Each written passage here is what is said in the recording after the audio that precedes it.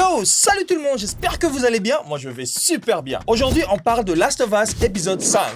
Oui, je sais, normalement, nos rendez-vous, c'est pour soit le lundi ou le mardi, mais il s'avère que l'épisode est sorti beaucoup plus tôt. Personnellement, ça m'arrange vraiment bien que cet épisode soit sorti beaucoup plus tôt. Comme ça, au moins, on aura le temps de faire notre analyse et étude sur le dernier trailer du film DC Flash qui va sortir d'ici là. On se lance pour l'analyse et l'étude de cet épisode. Par rapport à l'épisode précédent, on va dire que celui-ci, on s'est pas endormi jusqu'au bout. Enfin, ils sont revenus! Nos invités de tous les jours. On a vu des Kraken et même on a eu droit au Colosse. À un seul. Donc, c'était pas mal. Le cinquième épisode commence par une sorte de flashback, comme pour l'épisode 1, 2 et 3. Le 4, je m'en souviens pas. Je pense que je m'étais endormi avant même que ça commence, parce que c'était quand même saoulant. On peut se le dire, entre nous quand même. Là, finalement, on dévoile qui sont ces personnages qu'on a vus dans le 4e épisode, les deux personnages qui braquaient leur arme sur Joel et sur Ellie. Là, il s'agit bien de Henry et son frère Sam. Henry et son frère Sam, en fait, c'est de ces deux-là qu'il va s'agir pendant 20 minutes. On va essayer de nous expliquer et de nous faire comprendre comment ils sont arrivés là, ou comment ils ont fait pour arriver là, ou comment ils ont fait pour être au courant de l'existence ou de la présence de Joel et Ellie, si je peux le dire ainsi. Et là, on nous explique clairement qui est Henry et qui est Sam, son frère. Et même, on nous explique le pourquoi Kathleen est aussi enragée par rapport à lui. Dans cet épisode, on essaie de nous faire comprendre les raisons des comportements de Kathleen et le pourquoi de Harry et Sam, son frère. Et on se rend compte que Harry travaillait avec Kathleen à l'époque. Harry était un informateur qui divulguait les informations. Vu que eux, c'est une sorte de milice, comme on s'est dit la fois dernière, ils prenaient leurs informations, donc les informations des résistants, pour amener ça chez le Fedra. Et ça, c'est ce qui a vraiment énervé Kathleen. Et en plus, Kathleen se dit certainement, parce qu'elle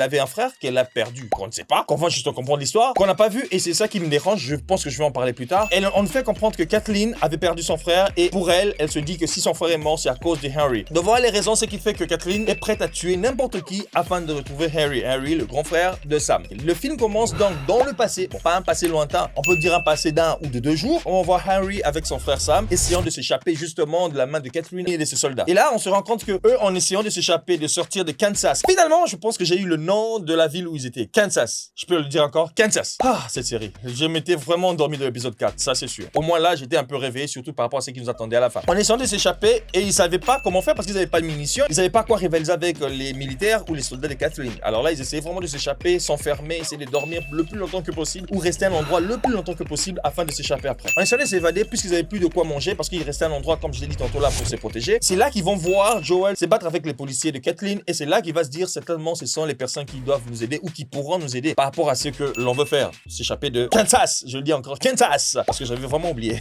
Kansas. Enfin, c'est là que justement s'arrête notre épisode 4 quand on les voit braquer Joel et Ellie. On a juste essayé de nous faire comprendre le pourquoi ou les comment ils sont arrivés jusque là. Le 4 maintenant, ils vont se mettre d'accord pour enfin sortir de la ville, mais ils vont se dire qu'il faut sortir par les tunnels, donc les souterrains. On va essayer de faire grandir les caractères, comme je le dis. Pourquoi? Parce qu'on essaie de nous faire comprendre encore le pourquoi de Henry et même on nous montre comment Joel est devenu de plus en plus attachant à toutes les personnes avec qui se croisent, quoi. Tous les vivants qui ne mettent pas leur flingue devant sa face. Vous comprenez? Sinon, il va... À la fin, ils vont finalement, malheureusement, arriver presque à la sortie de Kansas. Ils vont croiser un gars, donc un des militaires de Kathleen, qui va essayer de retarder un peu. Et Kathleen va les trouver. Et après, avant juste que je dise que cet épisode risque d'être encore boring parce que je ne vois des humains qui sont entretenus entre eux. Et c'est là que, justement, apparaissent nos invités. On a les crackers, les zombies et même un troisième je m'attendais pas à voir, peut-être là maintenant directement, sont des colosses. Et il y a un des colosses, eux, qui ne mord pas, mais qui préfère arracher les têtes de personnes. Et c'est un peu super comme ils le font. Ils le font superbement bien. Arracher les têtes de personnes. Ne vous inquiétez pas, c'est dans le noir, on n'a presque rien vu, mais on a senti que c'était la tête qui était partie.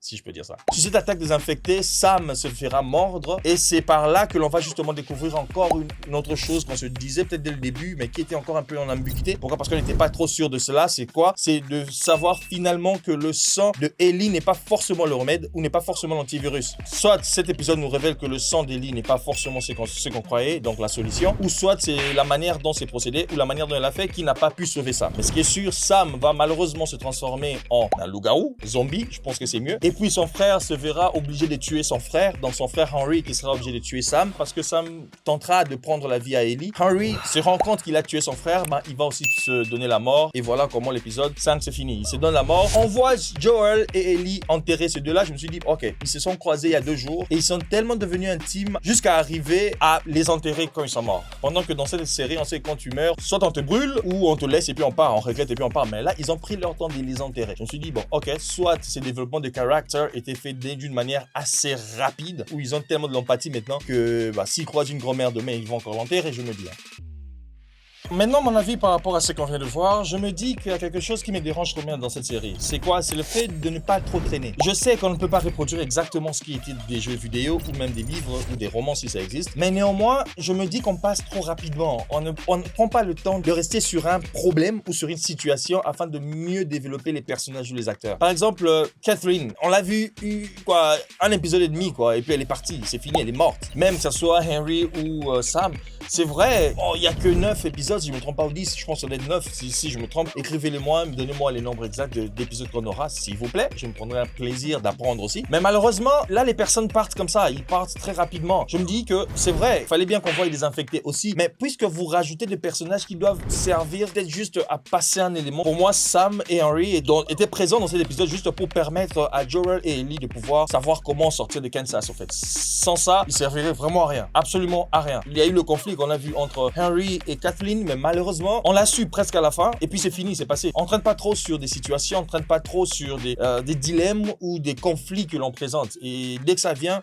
puis ça part, ça vient, puis ça part. C'est toujours pas comparable à l'épisode 1 et 2. L'épisode 1 et 2, pour moi, jusque-là, c'est les meilleurs de meilleurs, quoi. C'est vrai, le 3, j'ai beaucoup aimé au moins, il y a eu un réalisateur qui s'est senti libre de s'exprimer en tant qu'artiste. Mais hormis ça, c'est le 1 et le 2 qui restent pour moi, waouh, quoi. Je pense que le 4 m'avait un peu freiné. Je me disais, bon, on va voir ce qui sera pour le 5. Mais le 5 n'était pas non plus aussi waouh, mais seulement, ça me donne envie de voir le 6. Je me dis, bon, maintenant qu'on peut voir des crackers, maintenant que l'on revoit les infectés et que l'on voit même le colosse qui s'est présenté pour la première fois. Donc le 6 qui sont maintenant avec nous, quoi. À part que là, on a encore nos 2 gars qui continuent leur chemin. Aujourd'hui, on va pas trop parler de la lumière, mais on va plus parler de la direction artistique en termes qui continue au moins à rester sur cette logique-là de comment habiller. Et même maintenant, on va parler un peu de la direction tout court en tant que réalisateur. Alors je me dis, moi, je prends ma tablette et on balance. Ce que j'ai beaucoup aimé, juste la composition de ce plan, ici la lumière, je parle presque pas, c'est le fait que nous avons ces éléments qui nous donnent un triangle, qui font ça.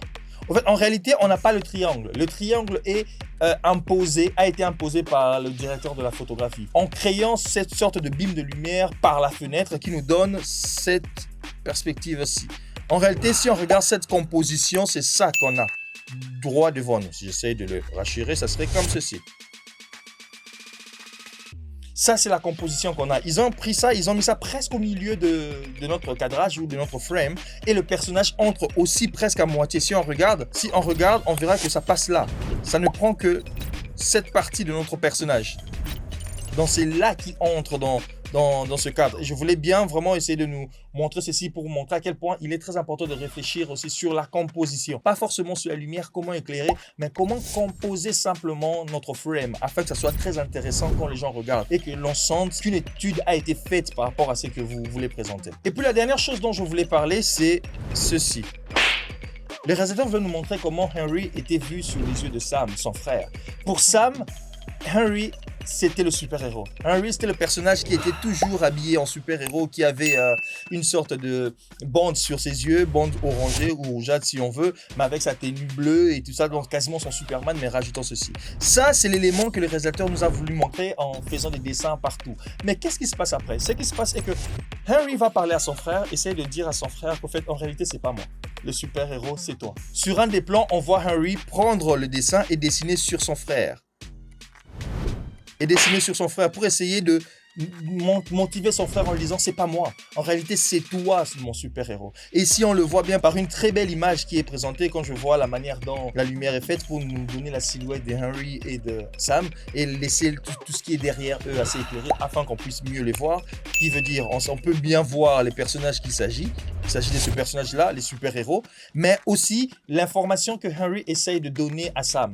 Mais ce que je voulais dire, ces 2 frames, ce sont juste des exemples en fait, des exemples pour nous emmener où est-ce que le réalisateur voulait vraiment nous montrer. Le réalisateur ne voulait pas qu'on puisse se servir des yeux d'Henry pour voir Sam, non, il voulait qu'on reste Sam. En réalité, dans cet épisode, c'est Sam, nous les petits frères qui suivons Henry. Pourquoi? Parce que ici, on voit comment Henry essaie de dire à son frère, non, en réalité, c'est toi le super-héros, tu dois pas avoir peur, c'est toi qui dois m'accompagner. Et ça, on le voit lui faire cette action en mettant ses dessins sur les yeux de son frère. Et bien sûr, on éclaire l'arrière pour nous montrer de quoi il s'agit. Mais si on regarde le plan qui suit, sur le plan qui suit, c'est Henry qui a son son frère qui a son frère en bas, parce que lui il est au-dessus en train de regarder Joel, là où il est en train d'essayer de sauver Ellie en se battant avec les policiers de Kathleen. Et là, on se rend compte que quand le réalisateur nous montre Henry, pendant que Sam n'est pas là, Sam il est en bas, mais qu'est-ce qu'il fait? Il fait exprès de le mettre dans ce cadre, dans le cadre qui donnera l'impression que c'est un cadre photo.